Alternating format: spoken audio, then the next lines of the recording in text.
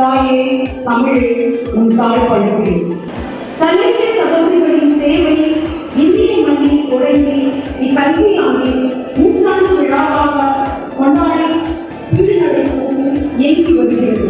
பெருந்தொற்றுக்கு பிறகு இச்சிறப்பு மிகுந்த நூற்றாண்டு விழா ஆண்டில் நடைபெறும் புத்தாண்டு விழாவிற்கு வருகை புரிந்திருக்கும் உங்கள் அனைவரையும் வருக வருக என வரவேற்பதில் பெருமகிழ்ச்சி அடைகிறேன்.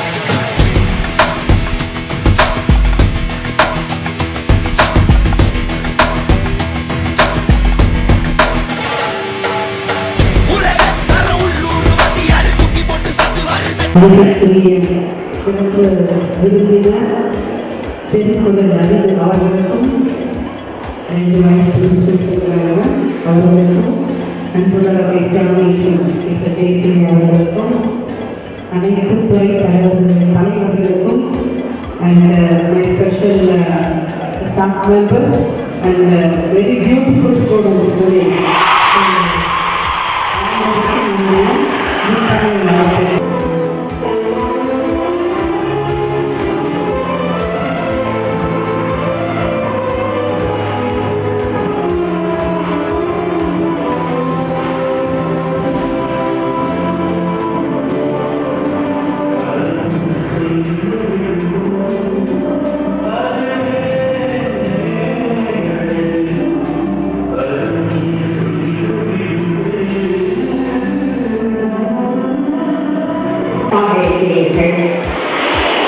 மிக மிக அம்சமாக இருக்கிறீர்கள், நேர்த்தியாக இருக்கிறீர்கள், வனப்புடன் இருக்கிறீர்கள். இதற்குத்தான் முத்தமிழ் விழாவை நாம் கொண்டாடுகின்றோம். மேடையில் வீற்றிருக்கும் அனைத்து பெரியோர்களுக்கும் வயதில் இளையோரான திருக்குறள் அறிவு சிறப்பு விருந்தினர் அவர்களுக்கும் என் பணிவான வணக்கம்.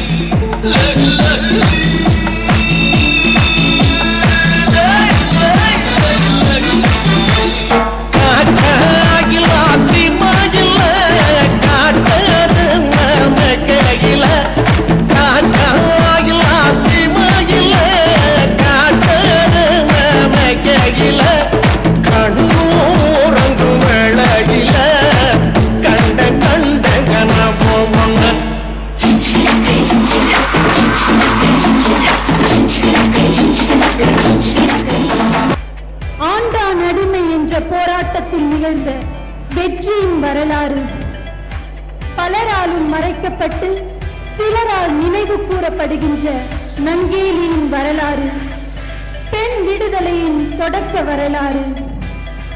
தமிழகத்தில் குறிப்பாக நாகர்கோவில், கன்னியாகுமரி பகுதிகளிலும் கேரளாவிலும் பல கொடுமையான சட்டங்களும் தண்டனைகளும் அமலில் இருந்தது. இதில் குறிப்பாக திருவாங்கூர் சமஸ்தானம் ஒரு கொடூர சட்டத்தை கொண்டு வந்தது. அதுதான் மார்பக வரி சட்டம். இதோ இப்பொழுது உங்கள் முன். என்ன பண்றது நங்கேலி, நாம எல்லாம் பேச ஆரம்பிச்சாலே இவங்க நம்மள நசுக்கிடுவாங்க.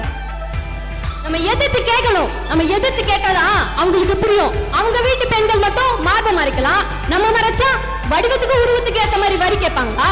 அவங்க மட்டும் நான் பெண்களா? நம்ம பெண்கள் இல்லையா?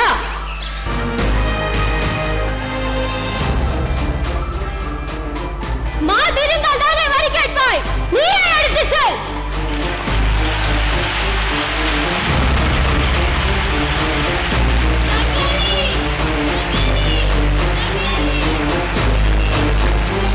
வலியால் துடிதுடித்த நங்கேலி இரத்த வெள்ளத்தில் சரிந்து விழுந்து தன் கணவன் மடியில் மரணமடைந்தாள். அவளை பிரிய முடியாமல் அவளது கணவன் நங்கேலியை தகனம் செய்த அதே தீயில் விழுந்து உடன்கட்டை ஏறினான்.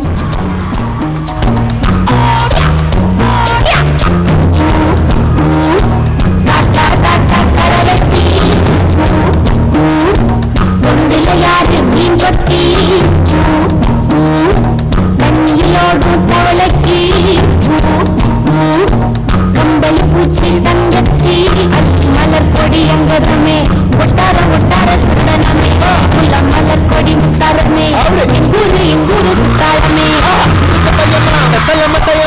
சுமந்த பையம்மா மக்களம் பட்டியம்மா தாயம்மா தாயம்மா என்ன பண்ண மாயம்மா பட்டியம்மா வேறாண்டி தங்கச்சிய கூடாண்டி கண்ணடிய காணாண்டி. திருக்குறள் அறிவு அவர்களை மேடைக்கு அழைக்கின்றேன்.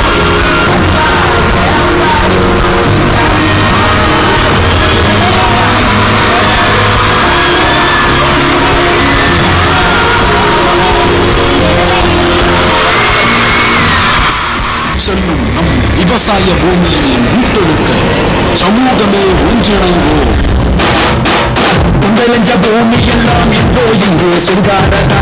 யாரும் கேட்க நாதி இல்ல விவசாயிகள் வருவாரடா. நாளுக்கு நாள் அதிகரிப்பு விவசாயிகள் கற்போலடா.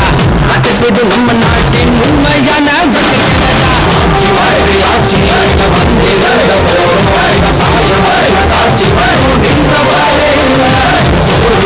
சாமி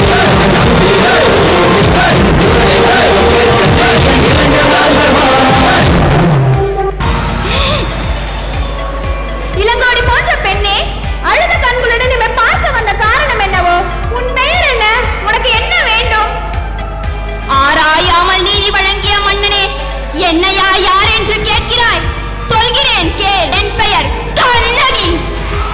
ஓ, அந்த கல்வனின் மனைவியா நீ? போதும் மன்னா, யாகாவராயினும் நான் காக்க மன்னா, நான் காக்க. யார் கல்வன்? என் கணவனா கல்வன்? என் கணவனை இகழ்வதற்கு உமக்கு என்ன தகுதி இருக்கிறது? போதும் நிறுத்து கண்ணகி, ஆத்திரத்தில் ஒரு அறிவு கண்ணை இழந்து விடாதே. உள்வினை பயனால் உன் ஊருக்கு வந்து என் காதலன் வினை விற்க முயன்ற என் கணவனை அநியாயமாக கொன்றீரே. இது நியாயமா? இப்போது மெய்ப்பித்து காட்டுகிறேன். ஆன்றோர்களே, சான்றோர்களே, இதற்கு என்ன பதில்? தலை தொங்கி விட்டதா? நீதி மறைந்து விட்டதா? கட்டும் அனைத்து மறைந்து போகட்டும். என் நெஞ்சில் எரிந்த நெருப்பை இந்த மதுரை அழைக்கட்டும். மாடங்களும் கோபுரங்களும் தோல் தோலாகட்டும், தோல் தோலாகட்டும், அனைத்து மறைந்து போகட்டும். தொட்டிகளிலும் பால் மனம் மாறாத குழந்தைகளின் உள்ளத்திலும் சரளமாக பாடும் அளவிற்கு தன் வசீகர குரலால் இடம் பிடித்த மண்ணின் மைந்தர், சிறந்த பாடகர், பாடலாசிரியர், ராப் பாடகர், நாட்டுப்புற இசைக்கலைஞர் என பல அவதாரங்களை எடுத்த நம் சிறப்பு விருந்தினர் திருக்குறள் அறிவு அவர்களை சிறப்புரையாற்ற வருமாறு அன்புடன் அழைக்கின்றேன். ரொம்ப மகிழ்ச்சி உங்க எல்லாரையும் இந்த நிகழ்வு வழியாக சந்திக்கிறதுல. அக்ஸீலியம் கல்லூரியிலிருந்து முத்தமிழ் விழாவுக்கு என்னை அழைத்தமைக்கு என்னுடைய மனமார்ந்த நன்றியை தெரிவிச்சுக்கிறேன். நங்கேலியுடைய அந்த வாழ்க்கையை பார்த்தோம். ஆயிரக்கணக்கான நூற்றுக்கணக்கான நங்கேலிகளுடைய தியாகத்தின் வழியாக தான் நாம் இன்னைக்கு இங்கே வந்திருக்கிறோம்.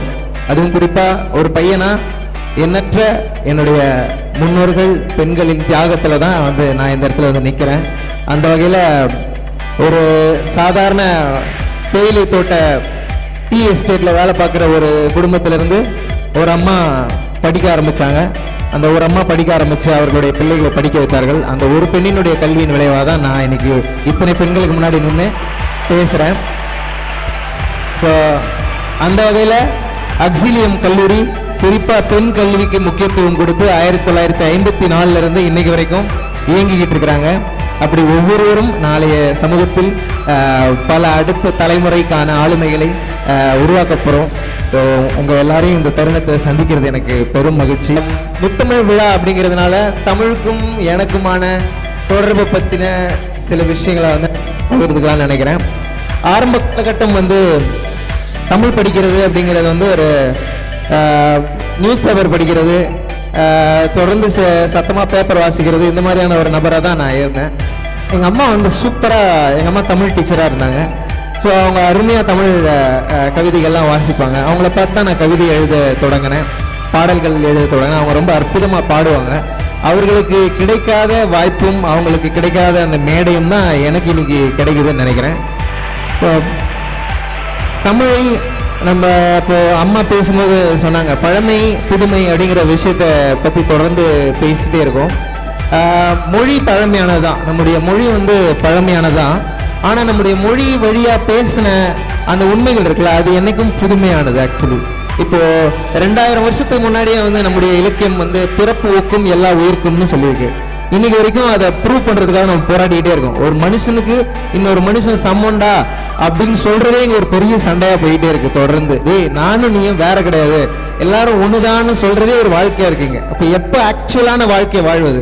நேற்று ஒரு தவறு நடந்திருக்கு, நேற்று ஒரு கொடுமை நடந்திருக்கு, அந்த நேற்றை சரி செய்வதற்கே தான் இன்னைக்கு நம்முடைய வாழ்க்கையை ஓடிக்கிட்டு இருக்கு. அப்ப இன்னைக்குன்ற வாழ்க்கையை வாழ்வதற்கு நம்முடைய வரலாறு நம்ம விடவே இல்லை.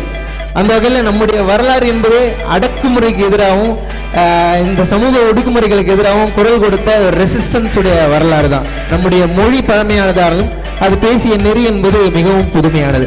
இன்னைக்கு வரைக்கும் 2000 வருஷங்களுக்கு முன்னாடியே பெண்கள் பானை ஓடுகளை எழுதக்கூடியவர்களா இருந்திருக்காங்க. எப்படி இவ்வளவு இலக்கியங்கள் உருவாச்சு, எப்படி இவ்வளவு பெண் ஆளுமைகள் உருவாயிருக்கிறாங்க, எல்லாமே நம்முடைய மண்ணில் இருந்தவை. அவைகள் நம்மிடமிருந்து பறிக்கப்பட்டவை அப்படிங்கிறதா உண்மை. நாம